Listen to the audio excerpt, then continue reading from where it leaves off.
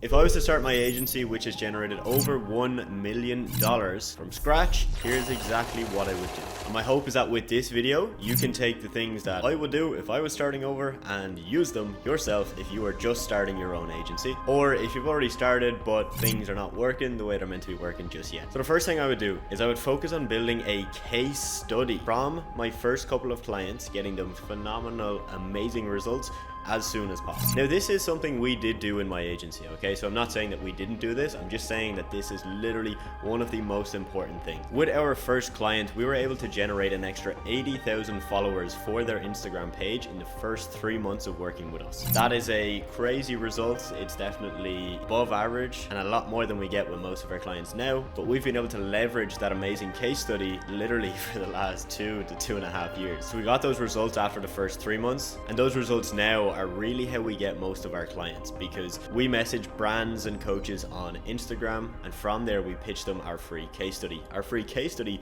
shows the journey, right? It shows how we took the brand from 80k to about 160k followers, and that obviously gives them the wow factor that absolutely blows their mind. So for your first few clients, focus on just getting phenomenal, amazing results. You should do that anyway, but for the sake of longevity, it's actually going to really benefit your bottom line and the amount of money that you make if you really get phenomenal, really good results with the first couple of clients. That case study will pay you dividends for years to come. The second thing I would do if I was starting again is I would pitch all of our clients on a minimum of a 3-month contract. Now, that is what I did in my agency, but what I didn't do is I didn't offer them a discount for paying the 3 months upfront. This is something we now offer in my agency, and about 40 to 50% of new clients actually opt for the pay in full discount that we offer, which is 10%.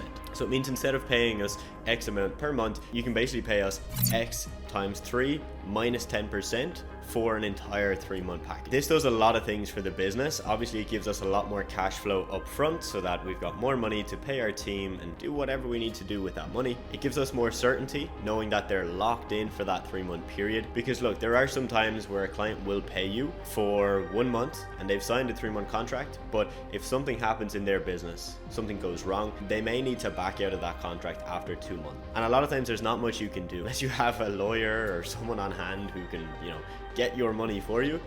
It's just not going to happen. So you're going to be left in the dark where you've only gotten 2 months of the 3-month contract. Whereas if you could just offer them a bit of a discount and incentivize them paying upfront, you now have more predictability and more cash flow. Point number 3 is that I would heavily focus on upselling clients that are getting very good results onto spin-off services as soon as possible. A big thing I did wrong in my agency was that, we started to offer our clients more services, and that is not always a good thing, right? It was adding more revenue, but it was not really affecting our bottom line, meaning that the extra profit we were making on these new services was really, really minimal. Plus, it caused a lot of stress and really a lot of headaches for our team members to deliver these new services to our clients. So if you are going to upsell, which I highly recommend you do, make sure that the service that you pick is either not going to take a whole lot of time, or it's just an extension of what you already do. For example, in my agency, most of our clients are paying us primarily for us to create content for them. So an easy upsell for us is really just to increase the quantity of content and give them a bit of a discount. Whereas if we were to build out a new service and offer that as a new service, we would need to make sure that it does not take away from our focus. Upselling your clients is really just such an easy way to get more revenue per client, so that if your average client pays you an average of $500 per month, by simply upselling or increasing the quantity of what you do, you might be able to get that average retainer to $600, $700, or even $800 per month. Which, if you do that for 5 clients, is going to add a minimum, maybe 500 to an extra 1,000 per month to your revenue. Point number 4. This is a really, really important point. You need to set extremely clear expectations to your clients, and how you're going to set these expectations are through your onboarding call and through your sales call, but most importantly, through a proposal or a contract. Now, luckily in my agency, we always have used proposals and informal contracts. And I say informal contracts because they're not legally binding contracts that we're ever going to use in a court of law, but they do state what we're going to do, what we expect from the client, and the deliverables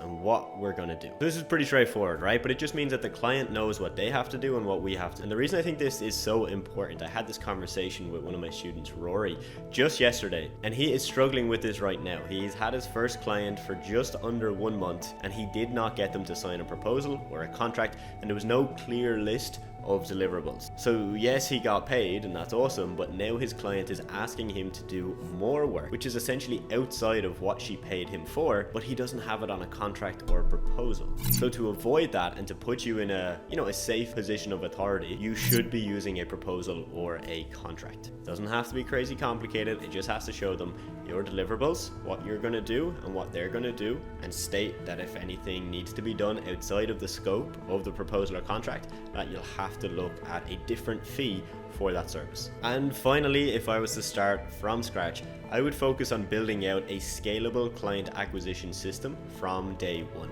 To get the first 10 clients in my agency, it was a very manual process. It was a mix of me sending messages on Instagram, I think we did a couple on LinkedIn, and really I was doing a lot of voice messaging, which if you've tried voice messaging as a form of outreach is good and it's effective, but it's not scalable. So I hit a point then where I realized, okay, this has gotten us to 10K a month, but this is not going to get us to 20 or 30 or 40K a month.